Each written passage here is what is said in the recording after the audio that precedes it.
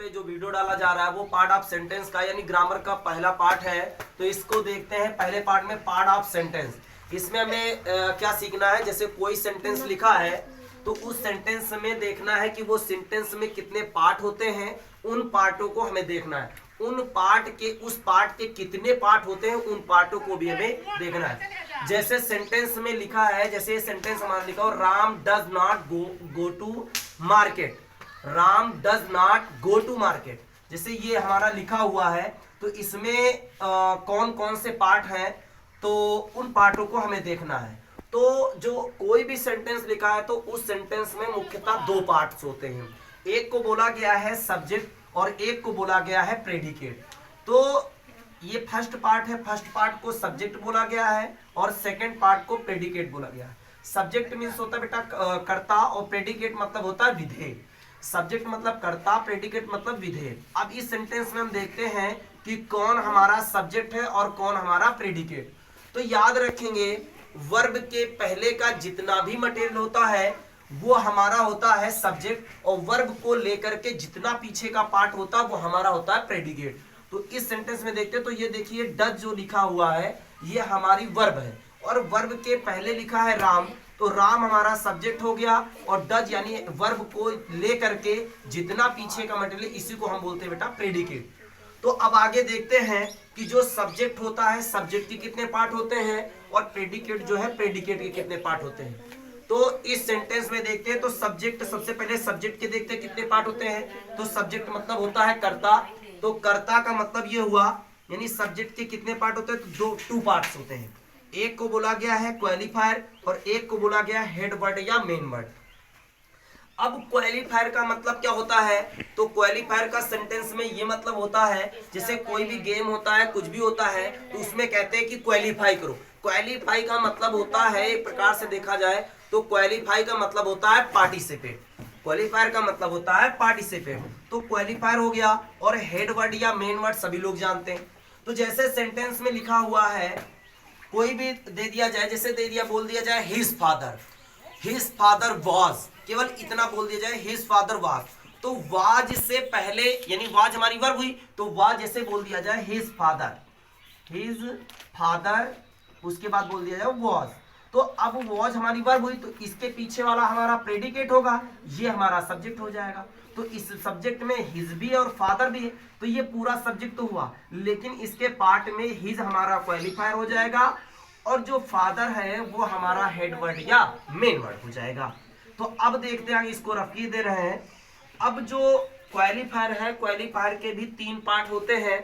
इन तीन पार्ट्स में देखते हैं, एक होता है डिटर्मिनर, एक होता है एडजेक्टिव और एक होता है एडजेक्टिवल फ्रेज। अब बात चलते हैं डिटर्मिनर किसे कहते हैं, एडजेक्टिव किसे कहते हैं और एडजेक्टिवल फ्रेज किसे कहते हैं।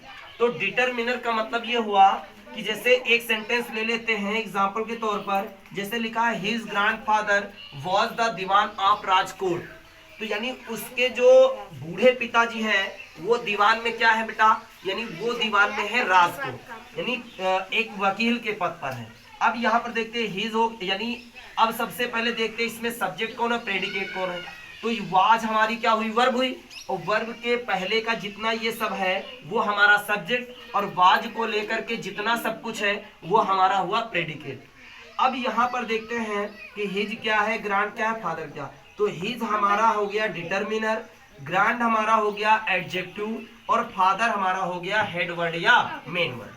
अब बात चलते हैं एडजेक्टिवल फ्रेज की, क्योंकि एडजेक्टिवल फ्रेज का यहाँ पर कोई वर्णन नहीं हुआ।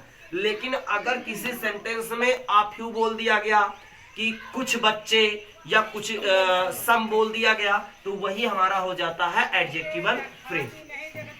अब देखते हैं बेटा प्रेडिकेट को, यानी सब्जेक्ट को हम पूर्णतया समझ लिए होंगे, जिसको नहीं समझ आया वो वीडियो बैक करके देख सकता है। अब बात चलते बेटा प्रेडिकेट पे। प्रेडिकेट का मतलब होता है बेटा विधेय। अब विधेय के हमारे कितने पार्ट होते हैं तो याद रखेंगे विधेय के पार्ट होते बेटा 3 होते हैं। कितने पार्ट, 3। अब 3 पार्ट में एक को बोला गया वर्ब, दूसरे को ऑब्जेक्ट और थर्ड को बोला गया है कॉम्प्लीमेंट और कॉम्प्लीमेंट, यानी फर्स्ट जो हमारा वर्ब, सेकंड ऑब्जेक्ट और थर्ड हमारा कॉम्प्लीमेंट है। अब जो वर्बें होती हैं, वर्ब आप जानते ही हो, ऑब्जेक्ट भी आप जानते हो। कॉम्प्लीमेंट का मतलब हुआ, कॉम्प्लीमेंट अक्सर नहीं जानते हो तो कॉम्प्लीमेंट का मतलब हुआ कि जो सेंटेंस को पूरा करता है उसे हम कॉम्प्लीमेंट कहते हैं। बाकी जितने भी इस ग्रुप में बच्चे जुड़े हुए हैं उन बच्चों को पता है कि कॉम्प्लीमेंट क्या, कॉम्प्लीमेंट की डेफिनेशन हम लिखा चुके हैं पहले से। इस वजह से जो है कॉम्प्लीमेंट को हम नहीं बता सकते, उसमें आप पढ़ लेना। चलते वर्ब, वर्ब के दो पार्ट बताए गए हैं, एक को बोला गया है हेल्पिंग वर्ब और मेन वर्ब। लेकिन हाँ याद रखें, प्रेडिकेट में अगर वर्ब पूछा जाए तो 2 होती हैं, एक होता है हेल्पिंग वर्ब और मेन वर्ब होता है। ऑब्जेक्ट 2 होते हैं, ऑब्जेक्ट के भी 2 पार्ट्स होते हैं, एक को बोला गया है डायरेक्ट ऑब्जेक्ट और एक को बोला गया है इनडायरेक्ट ऑब्जेक्ट। जिनमें से डायरेक्ट और इनडायरेक्ट ऑब्जेक्ट का मतलब हुआ सजीव और निर्जीव वस्तुओं से, यानी सजीव किसके अंतर्गत आता है और निर्जीव किसके अंतर्गत आता है।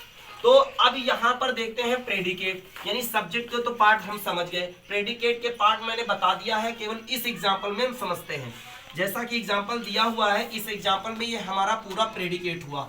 अब इस प्रेडिकेट में हमें देखना है कि वर्ब क्या हुआ, ऑब्जेक्ट कौन है और कॉम्प्लीमेंट कौन है।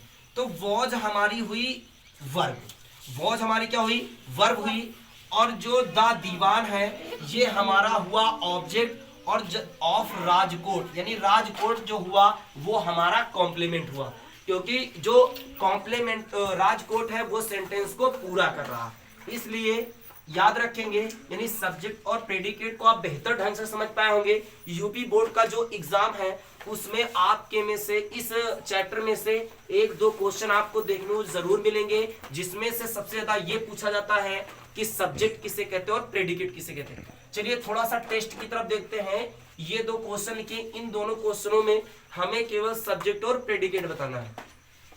जैसे पहला सेंटेंस लिखा हुआ है Gopal goes to house, Gopal goes to house यानी गोपाल कहाँ जा रहा है, तो घर जा रहा है। अब इसमें हमें देखना है कि सब्जेक्ट कौन हुआ, प्रेडिकेट। तो याद रखेंगे जो गोज है वो हमारी वर्ब है, वर्ब के पहले जो ये है ये हमारा सब्जेक्ट हुआ, और गोज को लेकर के जितना पीछे है वो हमारा प्रेडिकेट हुआ। तो ये हमारा सब्जेक्ट और ये हमारा प्रेडिकेट हुआ। उसी प्रकार सेकंड, जो सेकंड वाला है, सेकंड वाले में हमें देखकर आप लोग बताएं, कमेंट बॉक्स में जा करके आप कमेंट कर सकते हैं, या उस ग्रुप में आप बता सकते हैं कि सर इसमें ये प्रेडिकेट हुआ और ये हमारा सब्जेक्ट हुआ। इसका हम इंतजार करेंगे। आप लोग वीडियो को देख करके ये जो सेकंड वाला सेंटेंस लिखा हुआ है, इस सेकंड वाले क्वेश्चन में आप सब्जेक्ट बताओ और प्रेडिकेट बताओ, फिर सब्जेक्ट के कितने पार्ट हैं, इन पार्ट में कौन कौन उपस्थित है ये भी बताओ, और प्रेडिकेट में क्या क्या उपस्थित है ये भी बताओ। इसलिए वीडियो को देखते रहना।